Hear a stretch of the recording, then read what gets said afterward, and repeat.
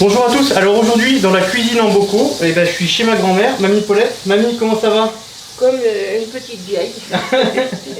Et puis aujourd'hui on va faire du lapin, et puis donc on va d'abord cuisiner le lapin en sauce, on va faire une sauce au vin blanc, et après on va le mettre en bocaux.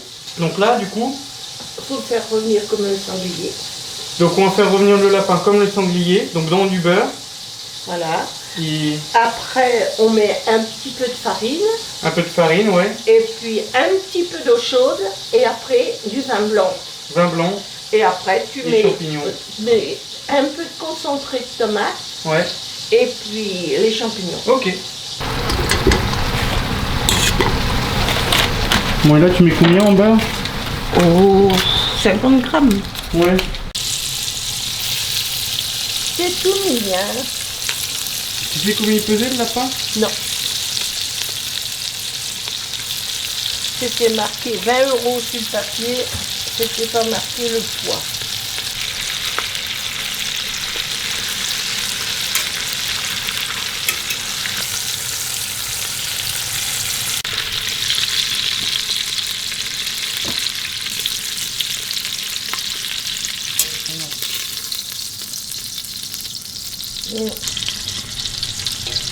Ça c'est une pâte avant.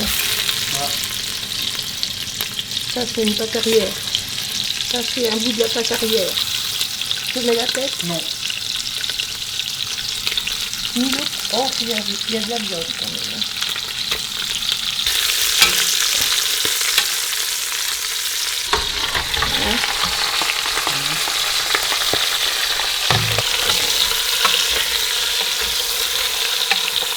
Oignon. Persil, j'en ai pas là pour l'instant, que j'aille au jardin.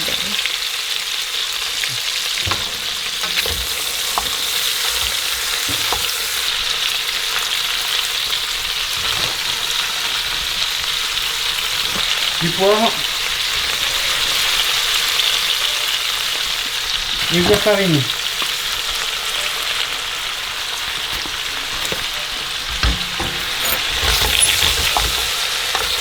Ah, ça accroche déjà. Et là maintenant tu ajoutes de l'eau chaude. 1 litre. Bon, un demi-litre. Un demi-litre. Là, je vais aller te chercher du vin blanc. Hein. Donc là on a une bouteille de vin blanc.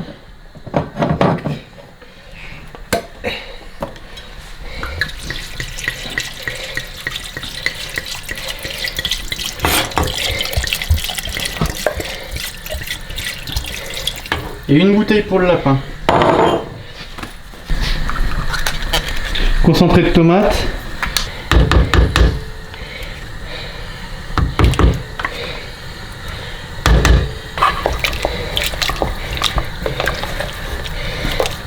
Et puis on mettra les champignons à la fin. Oui. Là, je vais aller chercher du persil et un bouquet garni, du persil, du thym, du laurier. Pour le lapin, je prends un vin blanc tout à fait ordinaire. Hein. Bon, on va chercher du thym, du laurier, du persil. Ok. Alors maintenant, on va au jardin et puis on va aller prendre directement le bouquet garni du jardin. Ah, t'as ta branche de laurier déjà. Bah, Ouais.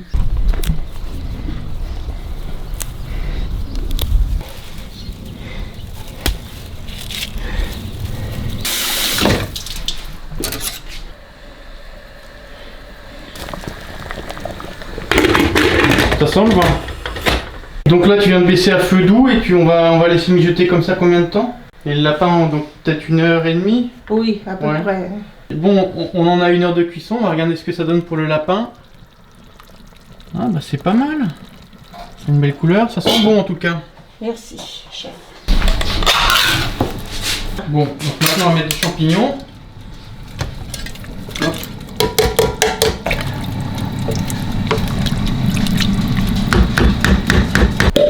Ah bon? Et du coup pendant ce temps-là, et bah, pendant que c'est en train de mijoter, on va boire un petit coup. On peut bien même en boire deux si tu veux. Ouais. Bon.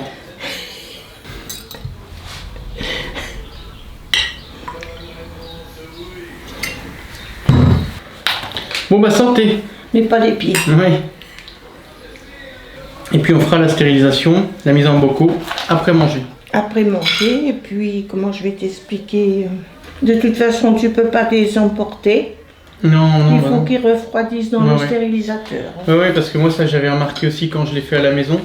Si je m'aimais beaucoup, enfin, une fois que la stérilisation est terminée, si je les sors, ça fait un choc thermique et les bocaux, ils peuvent éclater. Ouais. Moi, j'ai toujours fait refroidir. Donc, on laisse refroidir. À la rigueur, ce que je fais, si je veux accélérer le refroidissement, c'est que je mets de l'eau froide. Mais est-ce que tu sais le froid plus chaud? Moi j'avais un, comment ça s'appelle, un plat en Pyrex, tu sais, en Duralex. C'était un poulet au four. Puis je trouvais que ça allait un peu vite, j'ai mis un peu d'eau froide. Ouais, le choc thermique, alors là, non, je l'aurais pas fait parce que l'eau elle est directement sur le plat. Sur le plat. Alors que là, moi avec les bocaux, bon, c'est de l'eau froide dans de l'eau chaude, donc en fait ça, c'est plus progressif. Bon, mais ouais. Alors maintenant, ce qu'on va faire, c'est qu'on va passer un petit coup sur les bocaux, on va les laver. Je les avais passés au lave-vaisselle avant, mais on va leur remettre un petit coup avant de mettre la viande dedans. On se lave les mains et puis après, on sera prêt à passer à la mise en bocaux. On va parler d'un point important, on va parler des joints.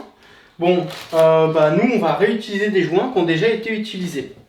Il y a des gens qui disent qu'il ne faut pas réutiliser les joints, mais bon, moi je suis comme tu m'as dit que tu les réutilisais. Voilà, je les réutilise et si tu n'as pas confiance, tu les fais bouillir un petit peu et c'est tout. Ouais, moi je fais ça aussi, c'est que je les fais bouillir toujours 5 minutes comme tu m'as appris. Voilà, on peut les faire bouillir. Mais non, après il faut juste, c'est juste quand on ouvre quoi, voilà, quand on ouvre, faut faire attention. Déjà si le bocal il s'ouvre tout seul, c'est mauvais signe. Voilà, première chose. Et puis deuxième chose, c'est à l'odeur quoi. Enfin, moi ce que j'ai remarqué c'est que quand tu ouvres, il faut que ça sente la même chose que quand tu l'as cuisiné, même un an après. Oui, même un an après, oui. Voilà. Et alors, on n'est pas en train de dire qu'il faut réutiliser ces joints, juste, voilà, c'est ce que nous on fait. Oui, c'est tout. Oui, non, mais on est juste pas responsable de s'il y en a qui les réutilisent et qu'il y a un problème. C'est chacun prend ses responsabilités. Il faut mettre des joints neufs, nous on le fait pas. Voilà.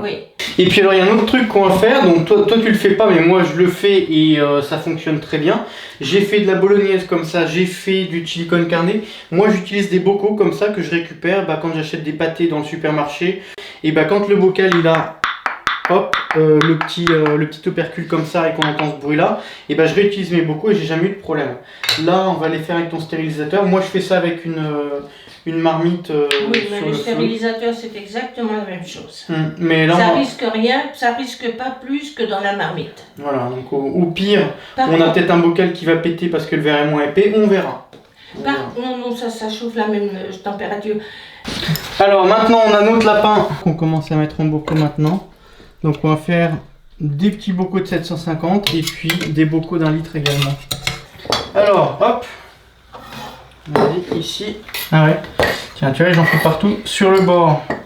On va nettoyer, c'est bon. Moi il y a un truc que je me suis acheté pour pas avoir ce problème là. C'est un espèce d'entonnoir mais avec le gros trou et c'est vachement bien en fait. Ouais mais tu iras faire passer ça, tiens tu vois c'est une pâte avant ça. Pâte avant. Allez, on va mettre là-dedans. Voilà. Tac.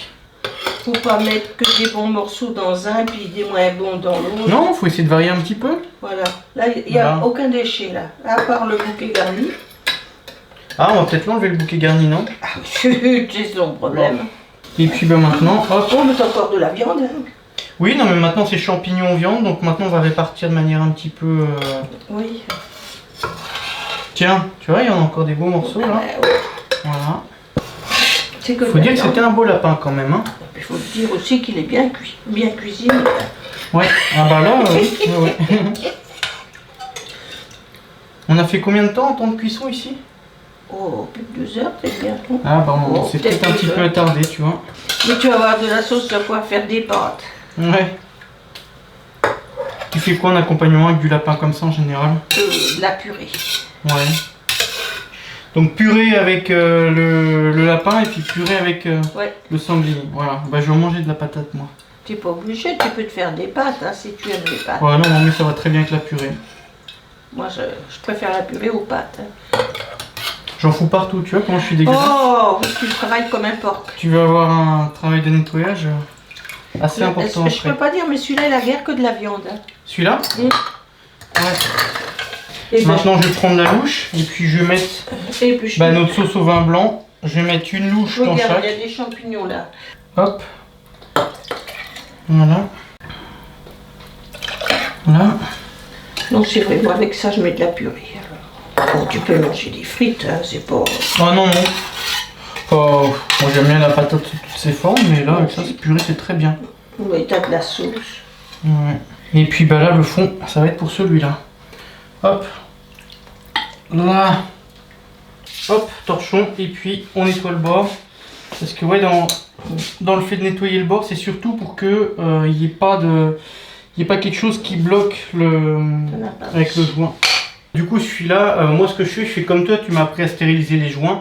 Du coup, en fait, moi, je stérilise mes couvercles comme ça quand je fais dans ces bocaux-là. Voilà.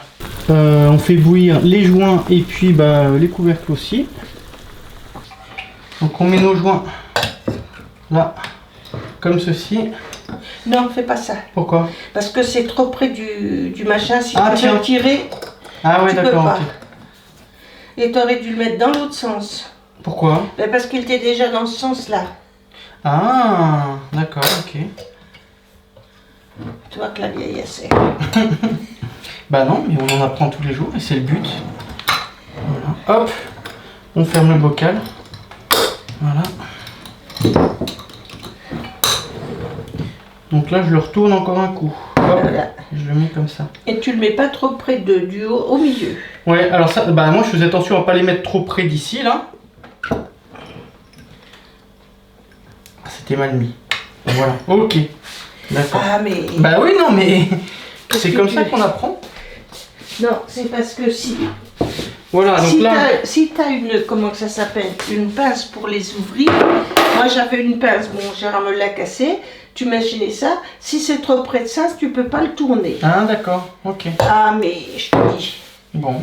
Alors maintenant nos bocaux de lapin ils sont faits, on va passer à la stérilisation.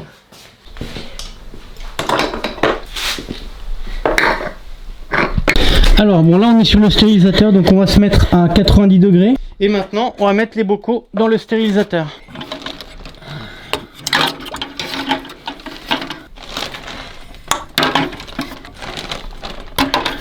Un 6e et un 7e au deuxième.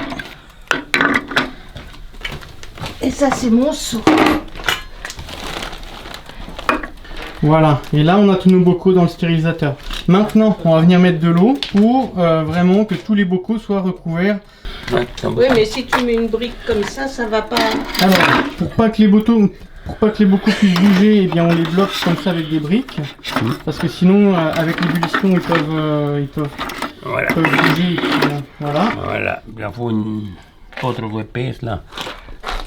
Et maintenant, on va remplir le stérilisateur avec de l'eau. Encore un petit peu. Non, il nage. Non. Moi j'ai peur que ça déborde. Alors maintenant on va mettre le couvercle sur le stérilisateur pour éviter que ça s'évapore. Et puis eh bien dès que ça sera en ébullition, on va faire 1 heure de stérilisation vu que les viandes ont déjà été cuites avant. Bon, là on a nos bocaux avec le lapin qui ont été stérilisés et qui du coup sont prêts à être conservés pendant un bon moment. Alors déjà quelques indicateurs pour voir si la stérilisation elle est bonne. Déjà on voit que les bocaux étaient dans l'eau et puis on n'a pas d'eau qui est venue remplir les bocaux. Et puis le test ultime qu'on peut faire, c'est ça. C'est qu'on ouvre le bocal, voilà. Et puis si on peut le soulever comme ça, c'est que voilà, la stérilisation est bonne. Ok. Bon, j'espère que cette recette de lapin sauce au vin blanc en bocaux pourra vous inspirer pour votre cuisine. Moi je vous souhaite bon appétit et puis une bonne conservation et je vous dis à très bientôt pour la suite. Allez, salut!